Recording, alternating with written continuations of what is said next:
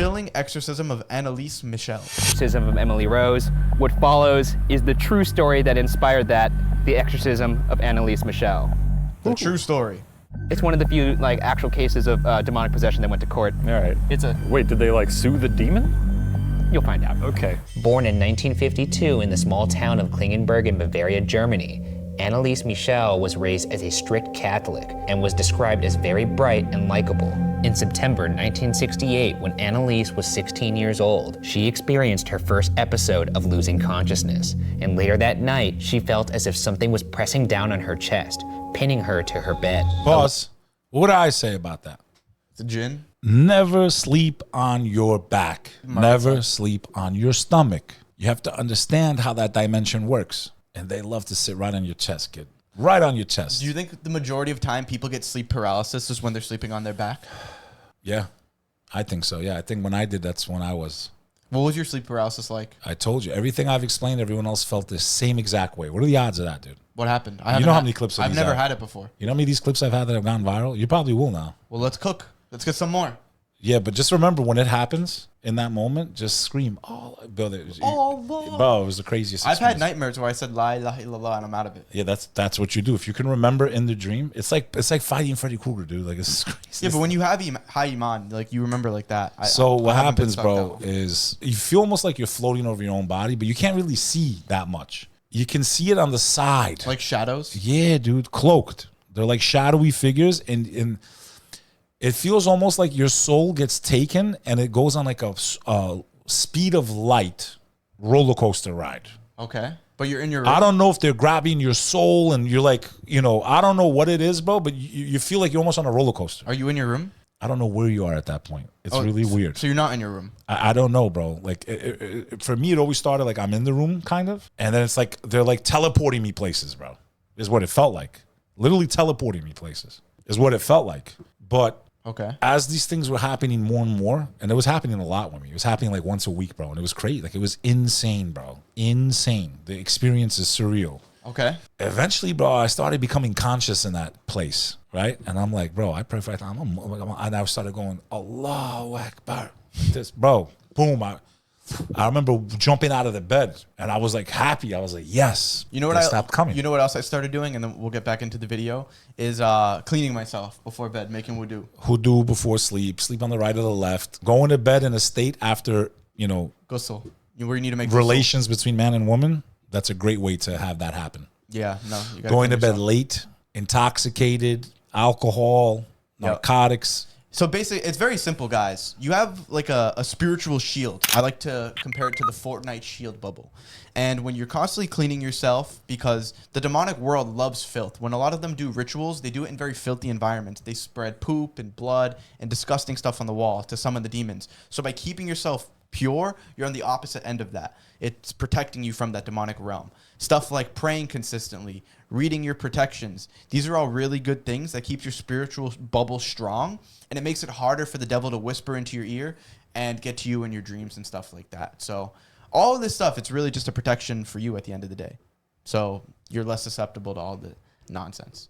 But let's get back into it. 11 months later, in August 1969, a similar event occurred, and her mother took Anneliese to their family doctor, Dr. Vogt, and a neurologist, Dr. Luthi, who examined her and even ran an EEG, a brain scan, but found nothing wrong.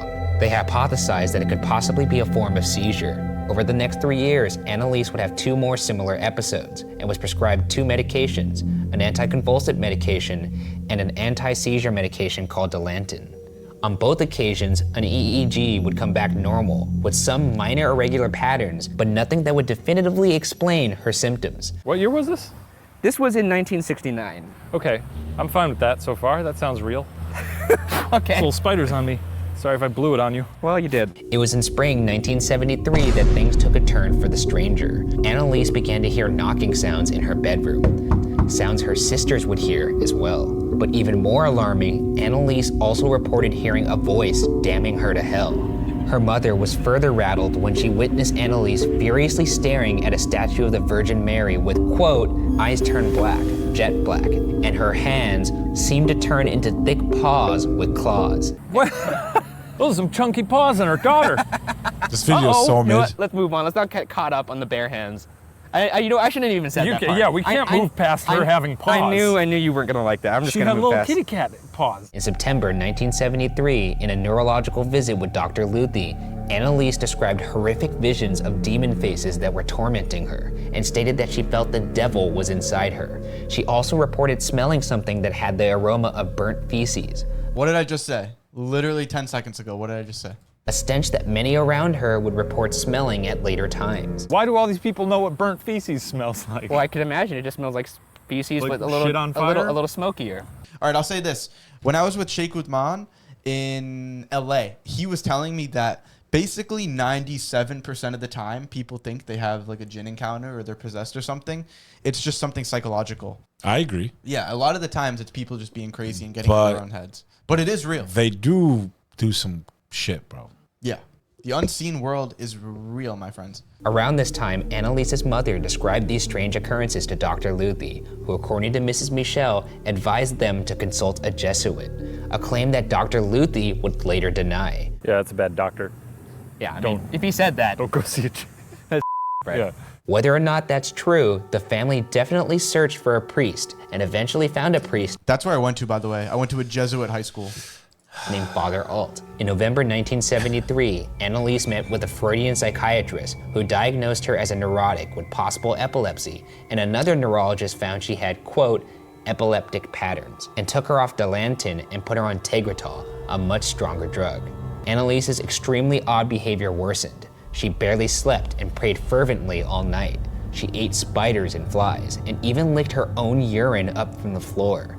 She destroyed rosaries, crucifixes, and holy pictures on the walls.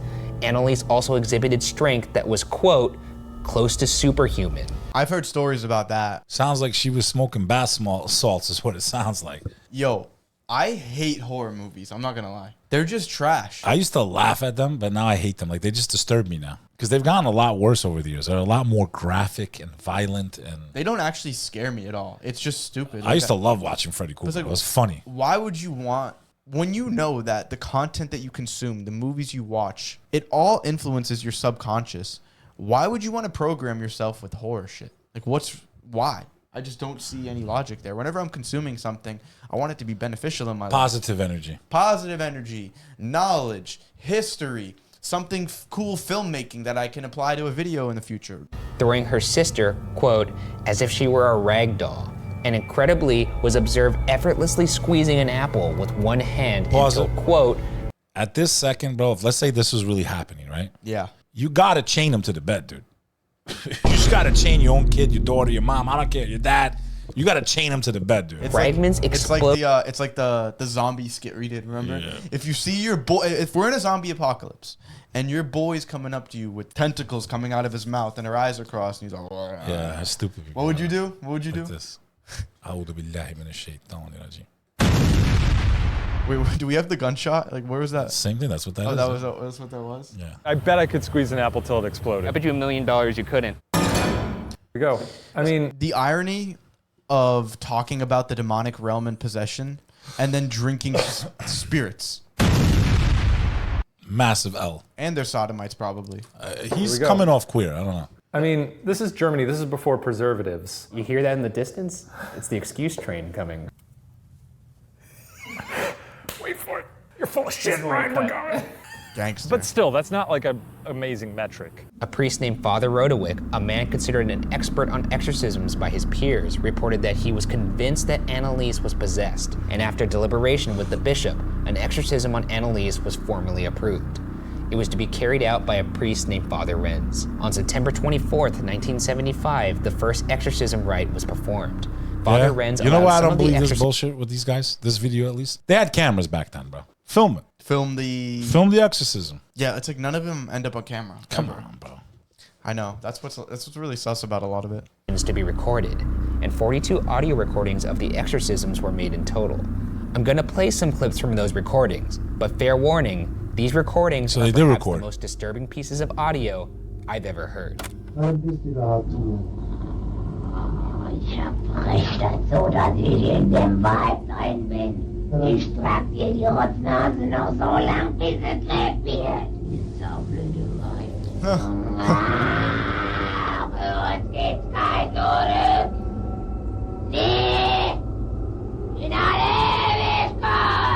Wer ich, der Judas und der Nero, der Kain und der Hitler.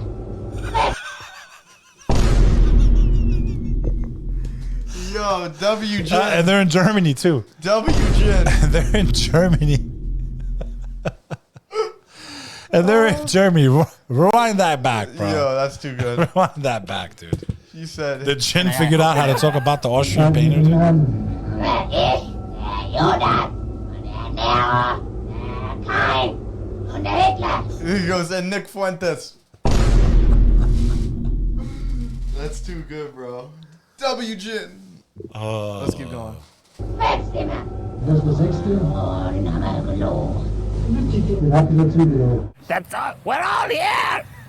It's all, I ran out of evil people to think of. The blonde man from Die Hard. I think is this was a also in here. total Skeletor total bullshit. from Masters You're of calling bullshit on this? I'm calling bullshit on this one. Let's see. Jack Nicholson. He was too cartoonish. Wait, didn't Jesus say in the Bible, like those of you that But we cast out devils in your name. Matthew 7:22. Many will say to me in that day, Lord, Lord, have we not prophesied in thy name? And in thy name have cast out devils, and in thy name have done many wonderful works? And then, wait, why do they have 8,000 different? Translations. These are well, they have versions, but these are translations.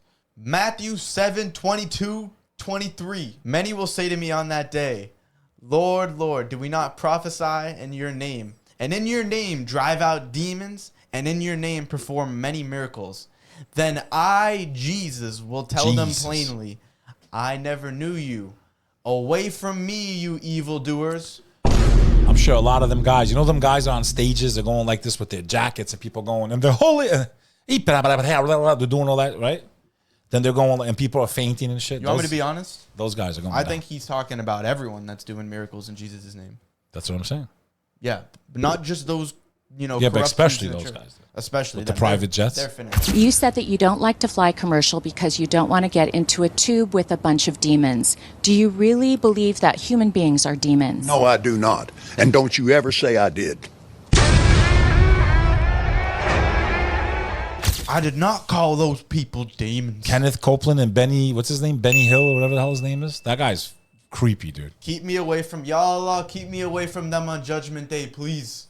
Far away, on the other side of the map, please. But How crazy that they're all going to go up to him. Like, imagine during that time span, we're waiting for judgment, and they're all going to be running up to him like, oh Lord, Yo, Lord. Imagine when He's going to be like, no, dude, that's the one. Imagine when Jesus returns and he sees that the Catholics were eating him.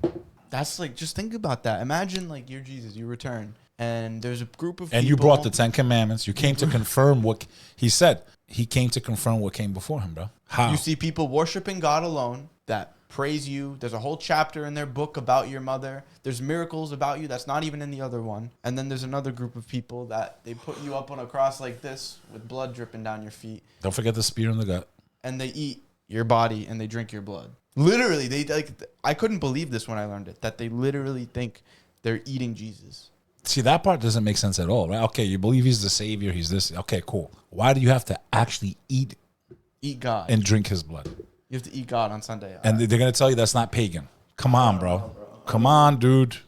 But we're crazy. You're making pictures, not supposed to make They pictures. literally go like Statues. this. They go like this. Father, 10 Commandments, bro. Listen, you can do it because you come from that faith. I did it. I literally did it. I'm not picking on it. You know, people get offended, but that's what you die. You know, it's your world. You had your fun. Yeah, I've had my fun. Okay.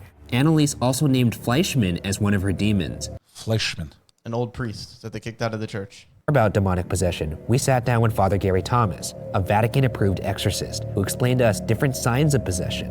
All of these Anneliese had. One would be an aversion to the sacred. So a person walks in this church and can't look at a crucifix, and you only see the whites of their eyes. Another would be. I mean, I guess our equivalent would be they like when they hear the Quran, they go crazy. You're leaving your kid alone with the. No.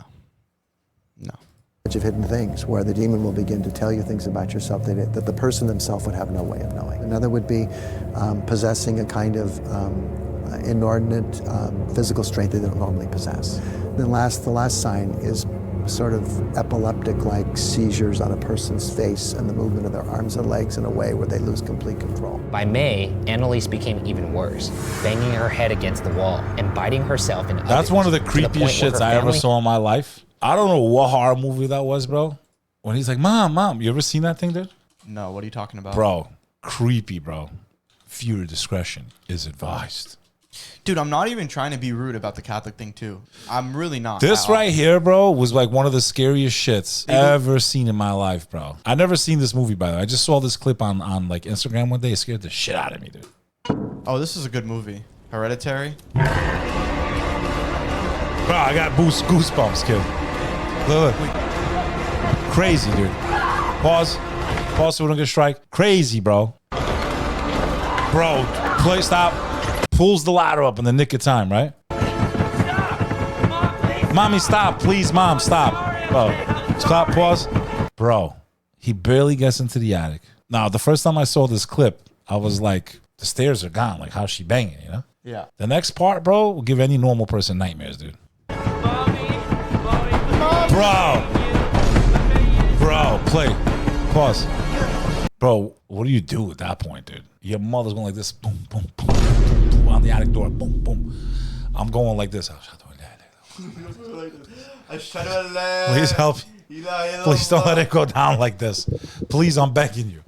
Please don't let this go. But imagine in the next life. Imagine people are using the Sora app to make scenarios, right? Imagine what he can do to us, bro. He knows your worst fears, dude.